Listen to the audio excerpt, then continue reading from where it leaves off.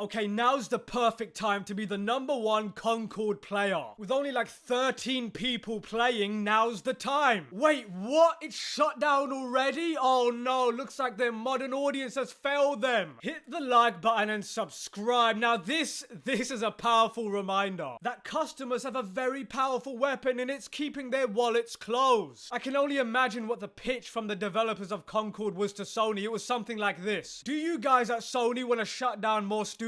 And Sony's like, yes, let's do it. Sony went from, in the 90s, they made Walkmans. Now, in the 2024s, they make Walkmans. That is a real stark difference. Now, this is going to be a really quick video. Really quick, like Concord's life cycle, because Concord is shutting down and everybody is celebrating. It's like the end of Return of the Jedi, because whoever wrote the dialogue, whichever freak wrote the dialogue and the humor, should be legally barred from ever implementing writing again. My god, it was so bad. The annoying, cringy, quirky millennial writer quips that made me refuse to believe that this is in fact not a parody. I mean, it was like the greatest hits of every woke garbage that's ever come out. Now, we all know this was gonna happen. Concord had less than like 90 people playing on Steam. Imagine being someone who bought this trash and then in less than 3 weeks you can't find a match. 8 years of game development down the drain. Look, the thing is, most of the copies that were bought are still on shelves and are still in the stores as we speak, getting thrown into a massive dumpster and being burned into a massive blazing fire. That stench will be smelt a mile away. Lord have mercy. You know, Clippy from Microsoft Word had more personality than every character in the game. You know, I can't believe a game with no story, no difficulty or difficult mechanics, no world building or NPCs. So no copies. Wow, what a surprise. I mean, and then it took them 8 years to make it. That is insanely baffling. That is what I love to call lazy millennial game developing. The they-them community really failed to show up for them this time. And the time before that. And the time before that. I mean, and every other time in the future, guaranteed. Look, to put Concord's miserable sub 100 player count into a bit of perspective, the original Rome Total War was released 20 years ago and still has 1,000 people playing it right now, and the full remaster has another 1,000 people playing it. Imagine having a 20-year-old game have 10 times your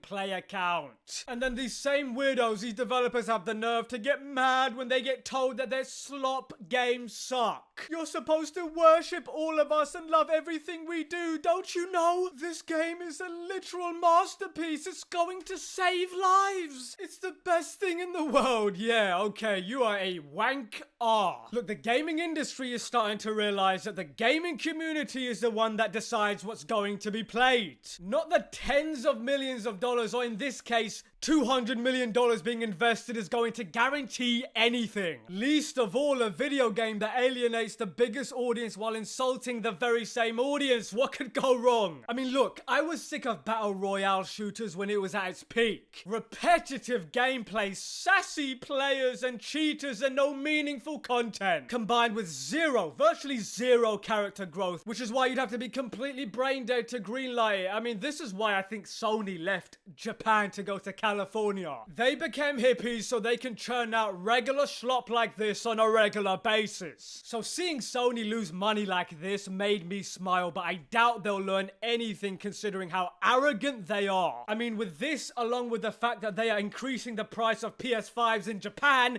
yeah, I guarantee you the PS5 will be like $700 to make up for this mess. And on that bombshell, Goat Simulator still has an average of 65 players a day. Manics out.